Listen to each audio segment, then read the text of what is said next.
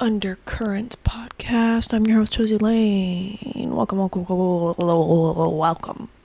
It is a sunny day outside, but I think it's slightly deceitful because this entire Memorial Day weekend, unfortunately, I believe we have rain, cold clouds in the sky.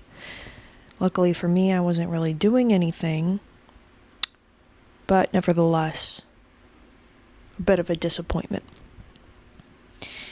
Speaking of disappointments, today's episode is going to be about a topic that's been on my mind a little bit, and that topic would be projection. I also wanted to get a little bit into people pleasing, but that's going to be a whole different episode. I have more to say about that, but I think that the two go hand in hand a little bit, at least for me personally. But let's just dive right in. Okay, so what does projection mean? Does anyone know? Anyone? So projection, when I first looked it up, right, without in psychology following just the word projection, I got it is a forecast or an estimate. And I thought that was interesting and an interesting perspective to add, because when you actually look up the word projection, it could mean like putting an image onto a surface, right? A projector. It could also mean a prediction of sorts. So, guessing the forecast based on knowledge of something or another. Then there's the psychological definition, which is an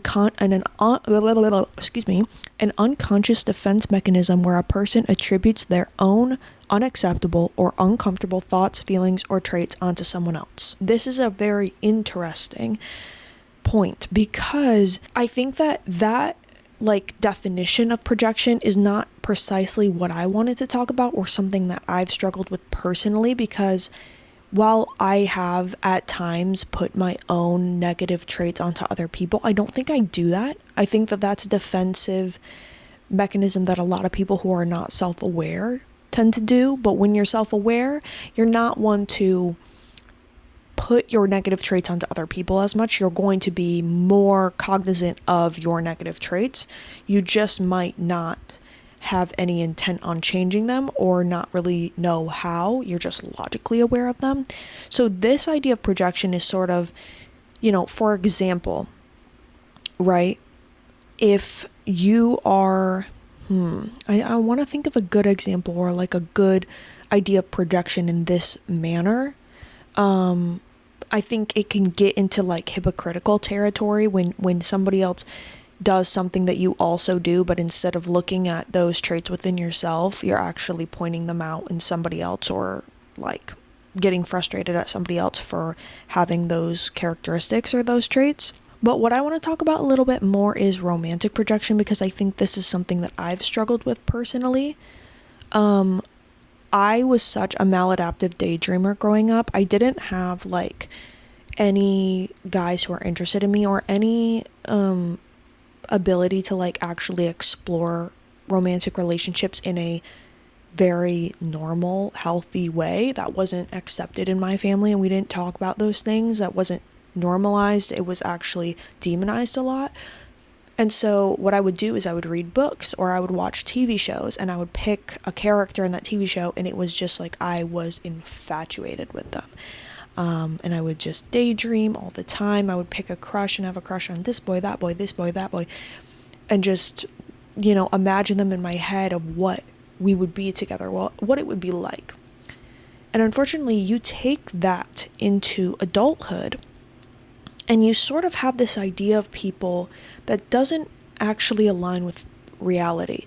Because if there's one thing I've learned in adulthood, it's that human beings, are so incredibly nuanced that you can make predictions or forecasts or estimates about who they are or what they want based on very little information, especially if you're very good at behavioral recognition, or like you're very observant, or you can just pick up a vibe, right? For instance, you can tell when somebody is attracted to you. You can tell when somebody is interested in you on a maybe perhaps a physical manner, but how one thing doesn't lead to another, right? If you, just because you are attracted to somebody or somebody's attracted to you, does not mean that this is your forever partner who's going to be able to build a beautiful life with you, or whatever it is that you project onto this person, right? It might not even be or have anything to do with building a romantic, like, connection with them or dating this person. It might have something to do with completely different ulterior motives that you're trying to get through living vicariously through this connection with somebody else, right? So when I talk about maladaptive daydreaming, I'm talking about when the day-to-day life gets so mundane and boring and repetitive and routine, and you're unhappy and you don't want to do the things that you know you need to do. So instead, you take that time to escape to a world in your head where you can clock in and out of whatever imaginative scenario that you'd like, whenever you want, as a way of sort of experiencing a feeling that is akin to real life without actually living it. You know what I'm saying? So I think that when I talk about projection, that's sort of what I'm talking about, is almost like a projector putting an image or a movie or a scenario, and you're the star, you're the main character, obviously, in this projection, but the side character is whoever the fuck has given you fodder for this daydream. It could be a freaking character from a movie like it was for me in high school. It could be an actual person. You know, you never know. And the nature of your relationship does not matter for these daydreams to happen, because the beauty of the imagination and the beauty of the projection and the beauty of the daydream is that this person can be whatever you want them to be, because it's your imagination, right? You can think up whatever you want for them to do or be or say, and you can replay the same scenario over and over again, and nobody's gonna know. I'm not a cop. I'm not here. The FBI's not knocking at your door, and there's no expectation. You can check right out of that reality whenever you feel like it, and it never happened, so there's no repercussions, right? But what happens when we put a lot of weight and we put our own happiness and well-being in this sort of pipe dream that we came up with, because we're starting to blur the lines between the projection and reality? What happens then? Right? I think that there's a way that we can have both this maladaptive coping mechanism whilst also understanding the reality of what it is and enjoy it for what it brings. And what I mean by that is, well, let me reference something I just watched recently. Vladimir. It's a book that was published. It's one of those literary fiction, more of a short novel about a woman with needs. She's a bit unhinged, she's a bit chaotic, and she's very, very perhaps repressed, but also looking for a sense of excitement and invigoration in her life. The book is called Vladimir, and it was turned into a Netflix mini-series adaptation. I watched it all in one sitting last night. It's actually very easy to get through. Each episode is 30 minutes. It's 8 episodes. Didn't take me that long. Also, the main male lead, I forget his name, but he was in One Day, which I love. Oh my God, I love that short series, and I've seen it like a million times. The soundtrack for it is so good. But I really liked him in One Day, and so I watched Vladimir, and essentially it's about an older woman.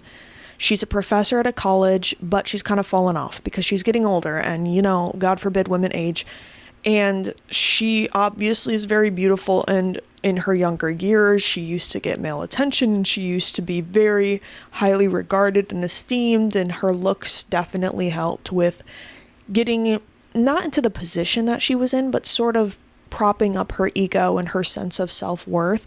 But as she's gotten older, and something a bit scandalous came out about her husband, and her relationship with her daughter is sort of on the rocks, you can see that she's sort of escaping from reality by daydreaming about having sex with a fellow younger professor who just started at the college. And I don't want to like give away the whole thing, the whole plot, but one thing I really loved about this mini series was a quote at the end. I'm going to spoil the whole thing, so if you want to watch it and you don't want to know a spoiler, just skip past this like a few taps. But basically, the protagonist, we actually never learn her name, but her husband has discovered that she had an affair with this younger professor. They did end up sleeping together. But the entirety of her romantic obsession with this younger professor, or this sexual fantasy that she's come up with, she's been writing, and she's had writer's block for a period of time. She was a published author. She's had writer's block. She has like this stack of notebooks, like these yellow pads that she's writing this whole book on. She's got like 15 of them, and it's so funny though. She just carries them around like a baby, and I love that. I think that that's so niche, and she's so funny. I love her character so much. But essentially, her husband catches her. They have an open marriage. Her husband is kind of this, he's just kind of like this chill, whatever. And so they're, having a conversation, and he goes, so was it everything you ever wanted? And she goes, oh, John, you slime. And he says, but it's the best feeling, isn't it? And she goes, what? And he says, desire. And she says something very profound. I'll never forget what she said. She said, forgot what she said. No. But she said, well, I thought it was about desire, but it's not about that as much as it's about what desire did. It was invigorating. It gave me this. And she refers to her her book. I don't want to know if it's called manuscript, whatever. Her first draft, this book she's been writing. And essentially she sort of pinpoints the exact thesis of the book, and sort of being an older woman as well. This is not her first rodeo. It's very clear that this is something that she has dealt with before, romantic obsession. We see that throughout the series as she sort of latches onto these men who give her this sense of belonging or sense of worth. And so it's not lost on her that this is something that she falls into, where she pushes reality away and she sort of becomes obsessed with this dream or this idea of someone, and she's very aware of it. She doesn't really have any desire to stop it. I think that the fact that she ends up sleeping with a professor, and it's almost immediately she's like, okay, got that out of my system. And when she's confronted by her husband with the concept of like, it's just, you just love the desire, you love the feeling of it, don't you? And she says, well, it wasn't the desire itself, it was what the desire did. And that stuck out to me so much because it kind of coincided with something I've been thinking about, where the object of our desire in this fantasy or projection that we might come up with, right? It's not the point, because the object of our desire will always have a rotating cast of characters throughout our lives, right? It will, and usually always include somebody different or somebody new, right? It's not going to be the same person forever. That's not how that works, because what we're trying to do is live vicariously through a dream that we've concocted, where this person can give us something that feeds and fosters the dream to keep it alive, right? So it could be so much as you made very intense eye contact with a guy at Trader Joe's who scanned your groceries. You know what I'm saying? Like, it could be something as simple as somebody you went on one date with. So there's already like a base level of assurance, like, okay, attraction is clearly present. Or at one time or another, we had an interaction that made me wonder. It's sort of like adding gasoline to like a little spark, and then your mind can take it anywhere it wants to go. And that's the beauty of the imagination, or of the daydream, where anything is possible, right? Until we get into a certain area where we might not really know the difference between what we've imagined to be true and what's actually true. Because oftentimes our projections, or our, I think, the they call it limerence as well, our romantic daydreams become the reality to us instead of what is actually true. And I've struggled and ricocheted between trying to be hyper logical, trying to smash down my desires and say, no, don't run with this, don't take this too far, you're going to, upset yourself if it doesn't pan out the way you wanted. And also just giving in completely to the daydream and kind of letting it run my life and sort of trying to tune back into reality and saying, okay, wait, where am I? What have I been doing? Have I been staring at the wall this whole time? Have I been listening to music and like putting the lyrics to like a cinematic moment in my head?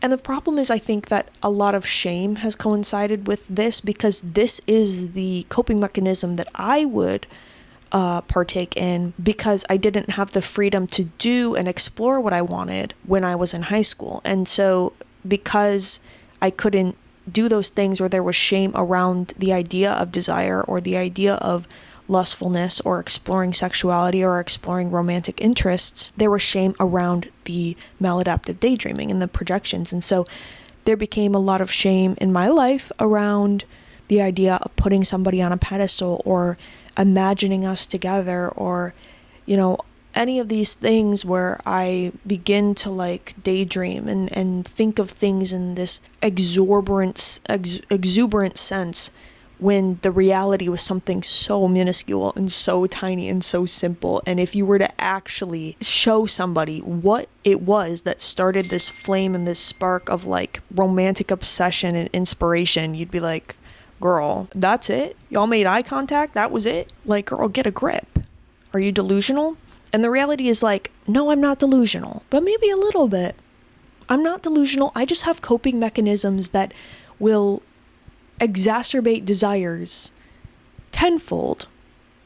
And then sometimes something will happen that's so coincidental to what I was thinking about that almost feels like universal confirmation of this simple truth that that's festered in my mind, or this simple desire that's festered in my mind of what I wanted it to turn into, right? So like, for instance, there will be I can't even count on my hands, feet, the freaking blades of grass in my front yard how many times I've been thinking about somebody, and there was sort of their name popped up somewhere, right? Or I've been romantically like obsessing over somebody, and out of nowhere a notification pops up about something, they posted, or I just, anything. You just see like weird signs from the universe, and you're like, I don't know if I'm just all of a sudden it's on my mind, so I'm paying more attention, or if this is just a really odd, funny coincidence, or it's trying to remind me to bring my focus back to the present. I believe in synchronicities and signs. I don't believe that they always mean what you want them to mean. Sometimes I think that they're a reminder to get out of your head and back into the present moment. And so I don't know. I just say all that because, first of all, if you're somebody who does this, you're not alone, and there's nothing shameful about it. There's nothing wrong. Obviously, you want to make sure that you're not being invasive or disrespectful with these visions and fantasies, right? Like, you're respecting people's life and privacy and autonomy, and we're not putting our hopes and dreams into somebody and then lashing out if it doesn't work out. Like, that's not acceptable. But I think that, like the main character in Vladimir said, it's not about the desire itself. It's sort of just about the fire that desire lights under your ass and what you can make out of it. I have pages and pages and pages and pages of writing that came from the feeling of yearning. That's beautiful. I've read it back and thought, God, this should be put in the Louvre. I really wrote that. That's crazy, because of the feeling that it evoked was so inspiring that the words just came pouring out of me and I was able to make art. That's beautiful, right? How many songs have you discovered trying to look for the lyrics that could exactly and perfectly and succinctly lay out how you feel about another person and how that person makes you feel, or how your desire for them makes you feel? I have an entire playlist about yearning with some of the most amazing songs that I've discovered just by trying to find songs about yearning. And it's like, man, I wouldn't have all this beautiful music if it weren't for my own yearning. And by the way, none of them would have made this beautiful music if it wasn't for the feeling of yearning. Art comes out of the soul, and the soul yearns. And that's beautiful, and that's a good thing. I think it just becomes a problem when we are not aware of the fact that our desires are from our own hopes and dreams. And that doesn't mean that our hopes and dreams aren't going to coincide with reality to some degree, right? Like a projection is also an estimate based on something or another, right? You make really, really strong eye contact with the guy who's checking out your groceries at Trader Joe's. There's a chance that he is attracted to you. Does that mean that you guys are going to skip off into the sunset and have a summer of 69? No, maybe not. Maybe though. Who's to say? You wouldn't really know unless you tried. And I don't think that there's anything wrong with shooting your shot or telling somebody even like, nah, I've been maladaptive dreaming. I've been maladaptive daydreaming about you. Like, have some discretion. But there's nothing wrong with, trying to be like, well, let's see if this could go anywhere and try it out. And then, at that point, it's like, well, okay, it didn't work out. Write it in the journal, girl. Put it in the diary and call it a day. Move on with your life. But asking yourself, what is my desire being placed in, right? So for instance, if I'm romantically projecting onto this guy, what am I envisioning us doing, right? I'm asking you that as well. For me, I'm not envisioning a wedding. I've never have. I'm not envisioning a white dress, a wedding, kids running around the house, us cooking dinner together, like those wholesome things. And if you do, that's beautiful, like slay. But I'm more envisioning the first meeting together, those moments where the main characters realize that their feelings for each other are too strong to contain, and it's just an explosive, fiery, passionate affair. That's sort of where my mind goes to often.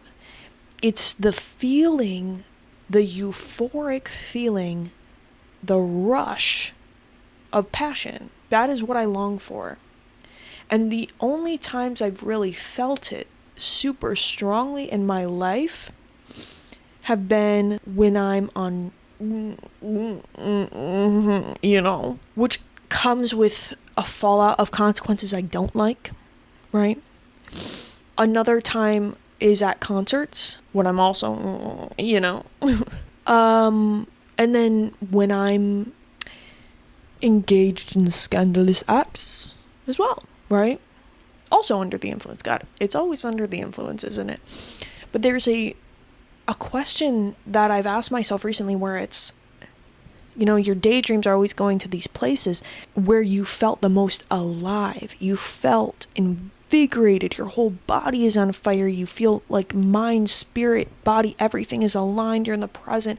Everything is just, it's so intense. Is there a possibility that you can feel that without substances, without sex, without even trying to daydream about it? Is there a reality where you could be free to feel this whole and just full body euphoria without relying on these very fleeting things to feel it?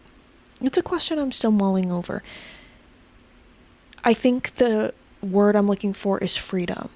I think it comes back to maybe feeling trapped in my own shortcomings, feeling trapped because I'm incapable of being vulnerable and open and self-expressive, feeling like I can't do something because I'll be judged, restricting myself from things I want to do because of a fear of, you name it, right?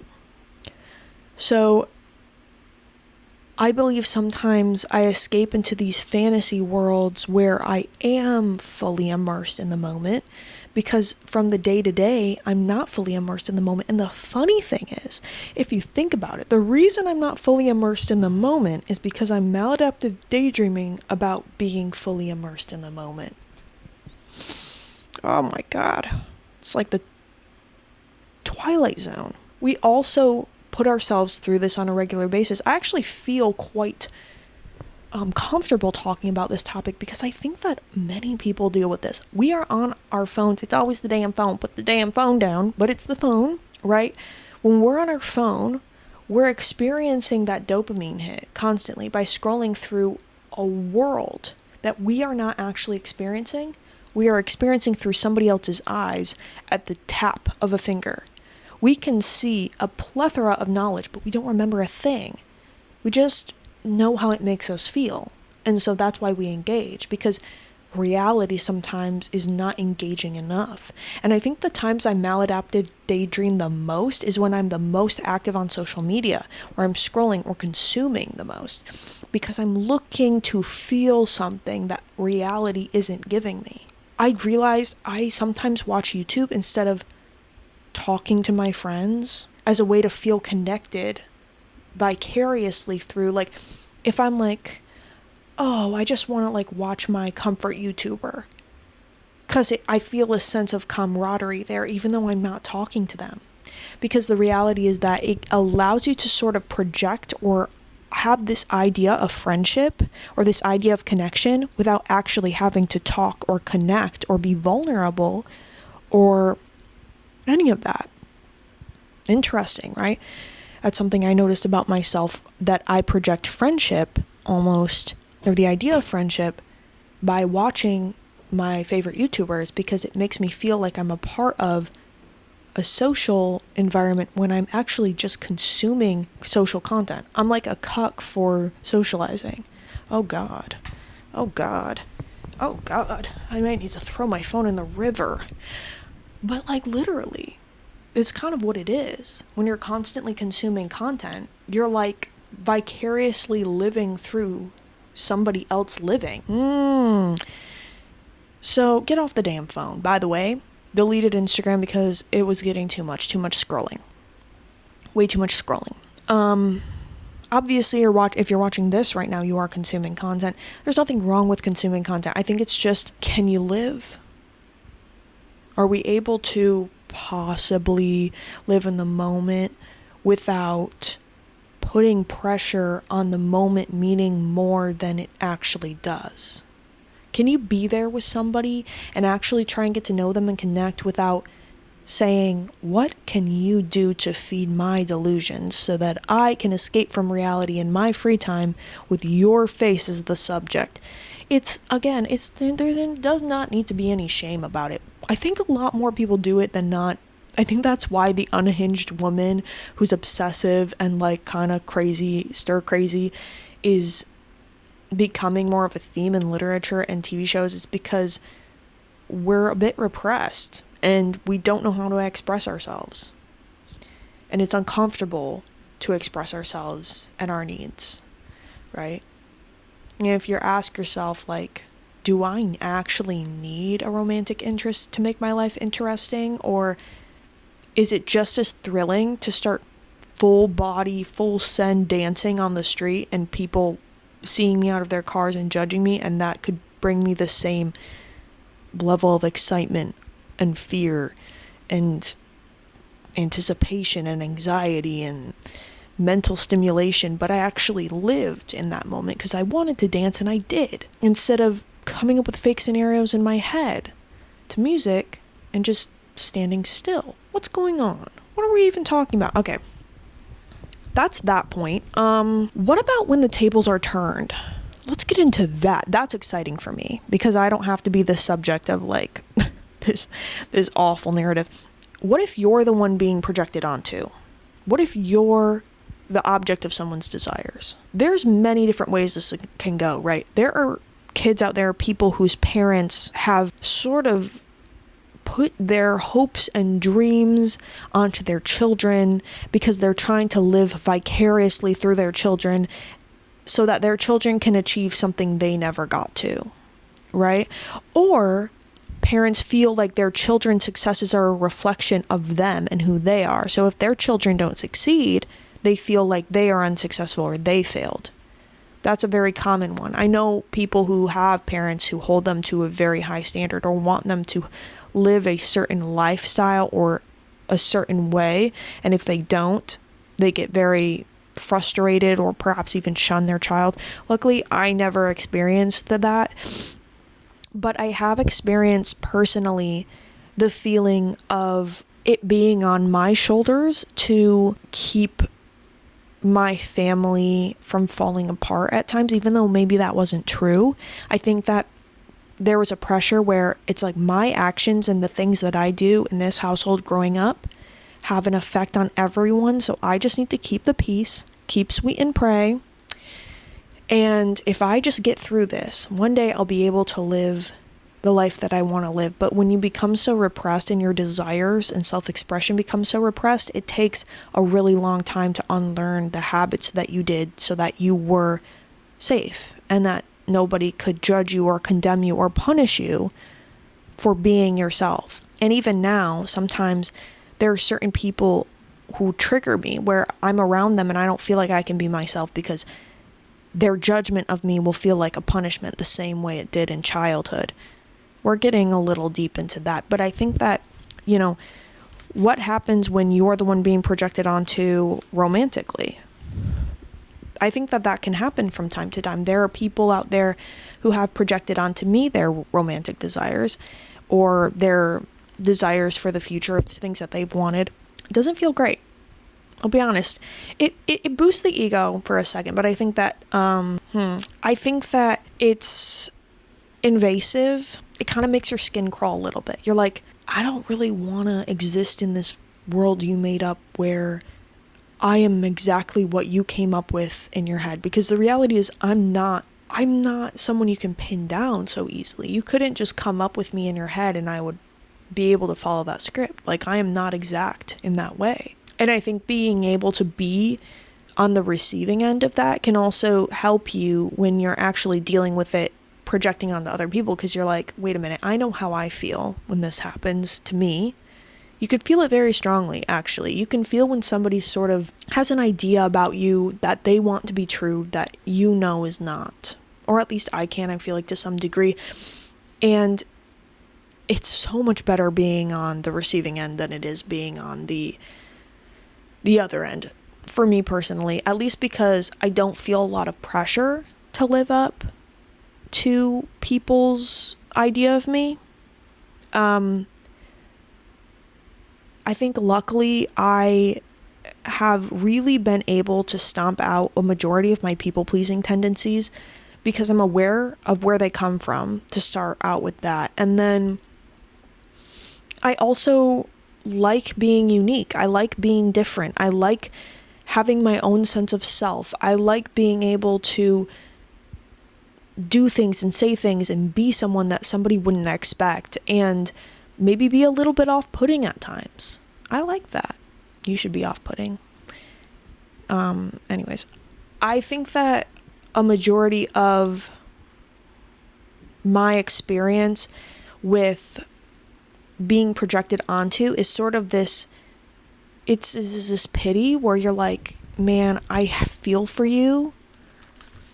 I understand why you're doing this. I understand where you're coming from and why you think that maybe I would be able to absolve you of these feelings that you have and these desires that you have that you're not able to conjure up in your actual real life.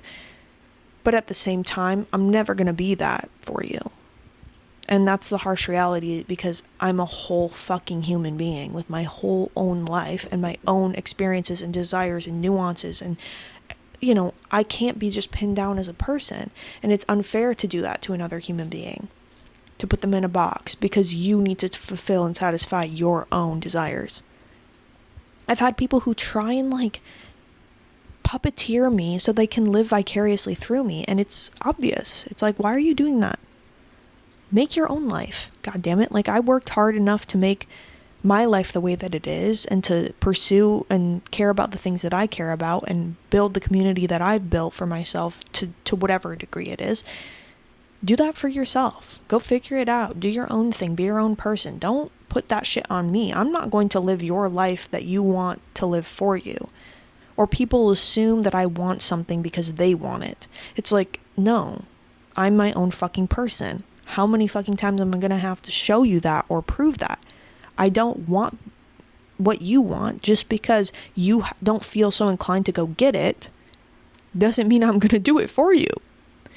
And so being able to be on the opposite end of it is also a good reminder of, you can have a hope for something and you can have your dream and hope on something. At the best case scenario is that the person in your mind who you've projected stuff onto has the same, hope and desire for you, and you maybe get along really well or have some sort of mutual feelings for each other to some degree that satisfies you both. The worst case scenario is that they're nothing like you imagine them to be. Then you feel a little stupid and disappointed because it didn't pan out the way that you thought. But people are way too nuanced. And having that empathy and being able to say, okay, you can imagine whatever you want about this person, but you have to remember this is a fucking human being, bro. This is a person with their own life and own experiences, and they've worked really hard to get to where they are. And maybe if you go into it not thinking about yourself and what you want, but actually trying to get to know them as the person that they are and evaluate if you get along, you won't feel so disappointed if what you came up with in your mind doesn't match the reality. There's also ways to go about getting that feeling that you're looking for, without putting that on other people, right? I think other people have a lot to do with how we experience life. We never want to walk into a situation where we feel as though we don't belong, or we feel like we had an idea of something being a certain way and it wasn't that way at all. And then we're let down because we feel like, oh, I wasted time coming up with this idea that was so fulfilling for me in my head, but the reality of it is just disappointing. It's not what I wanted it to be. Yeah, nobody wants to be put in that position. But also, it's possible to make of it the best that you could possibly make. Because when you understand the reality of a situation, you're able to put a firm boundary there, right? Like, if I'm romantically projecting onto somebody else, and I've imagined a certain scenario or something about us in my head, and then I meet them and I actually have a conversation with them, and it's very clear that whatever I came up in my head is not going to happen for whatever reason, there's a boundary there where it's like, okay, now if I'm going to just feed into that, I'm just being delusional at this point, because there's a firm boundary there. So how can I make the most of this for what it needs to be, right? You never know what can come out of something that you imagine with somebody else. Obviously, there's levels to this, right? There are people who become romantically obsessed with somebody who's so far out of reach that it seems like an impossibility to ever get to a point where you would actually know them and actually see if your fantasy would match reality. But I think sometimes also people just project to project. They actually have no intention of making a reality out of it. They just want to live in the delusion. But if you are someone who's like, I want to, bring my ideas to fruition, or I want to see, I'm curious, I want to know, like I am, I think that it's about finding a balance between like, okay, what am I hoping for? But am I prepared to shift and maneuver and adjust my expectations and find a different avenue if this doesn't work out the way I wanted it to? Do I have a plan B? I think that this goes for jobs. I think that this goes for experiences with family, right? If you go into something hoping for a certain outcome and it doesn't pan out that way, it's okay. It's okay, because at the end of the day, when we objectively understand and are aware that the object of our desire is just fodder to feel something, but it doesn't actually have any obligation to be what we imagined it to, and it isn't entitled to be what we imagined it to, because we're all on the same playing field. We're all just human beings trying to figure out life and do it in the way that makes the most sense to us, and based on how we were raised in our environment, you have a lot more grace for how things pan out, and you don't have to be so hard on yourself either. Like, I spent so much time like envisioning this to turn out the way I wanted, and now it sucks and it didn't work out, and this person wasn't what I thought. Okay, and they were never going to be what you thought. They're only ever going to be what you thought in your head because you thought it. And they're a whole being with a whole life separate from your thoughts. which are just thoughts. They come and they go. You feed into them when you most need to feel something, but that does not determine how they will act. And you learn that the hard way enough times, and you're like, well, if I'm going to just come up with fake scenarios and maladaptive daydream, the very least I could do is allow myself to just live in the daydream and not actually expect that reality to pan out the way I hoped. And it can be kind of fun. You can like do that Jim from The Office thing where if something doesn't go the way you wanted, you can just look at the camera, an invisible camera, like, you know, because it's just, it doesn't have to be that serious. And the more you actually get out and live and do, the less projecting you'll be doing, because you'll be busy actually living in the moment and experiencing in the moment. I'm trying to be more in the moment. And I think I'm doing pretty good so far. I have my bad weeks. I had a bit of a rough one this past week, but I would say I'm doing a lot better than I ever have. And that's really great for me personally. I'm not sitting in my bed maladaptive daydreaming about this and that. And by the way, it's not always just romantic things. It's sometimes I pretend I'm like a fucking superstar in a crowd full of like fans, and I'm like performing in front of my mirror. Anyone else do that? No? Okay, great. But it could also be like, like fake fighting with somebody from your past. Like, it could be a number of things. It's not always just romantic projection for me personally, but that's mainly what it is, I think. And I'm trying to like dissemble the shame from it, because there doesn't need to be shame. It's not going to do you any good. It doesn't need to be embarrassing. It just doesn't. It just is what it is. It's a coping mechanism is what it is. It's only shameful if you act on it to a degree that is harmful to you or another person. And if that's the case, that's a whole nother ballpark. But I think when it's just a coping mechanism that you do, but it takes you out of reality and you're kind of like, maybe I should tune back into real life and see what's going on, then it's just like, it's just what it is, right? It's not, we don't have to beat ourselves up for being wishful and hopeful for a reality that would feed our desire for freedom or excitement or thrill, or, there are other ways to get that. I fucking remember I used to have a therapist, and I would talk about this one dynamic I had with a guy or whatever, and she said, well, you're dating? I'm like, no. She's like, do you want to? I'm like, no. It's just about the feeling, like the thrill of it. And she said, well, if you want that feeling of a thrill, you could just ride a roller coaster. Girl, it was December. Mama. I said, right. Where am I going to do that? Okay. But no, she's kind of right to a degree. Like, if you want that feeling of like adrenaline, junkie, thrill seeking, do something thrilling. I don't know, jump out of a plane, goddammit. Like, give yourself something else to worry about. If it's getting out of hand in your life. If it's not, if it's just something that happens from time to time for you to cope, then oh well.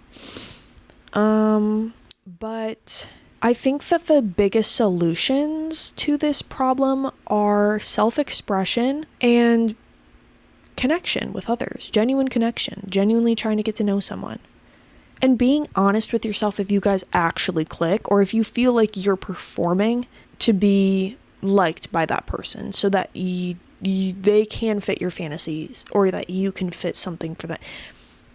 You get better at deciphering the difference as you get older, I think, but come into it with like genuine curiosity, right? If we were to actually have a genuine connection, what would I need to feel like it was natural and genuine? And if it's not, if I actually ever get the opportunity to bring my daydream to life and it isn't what I thought it was going to be, am I okay with that?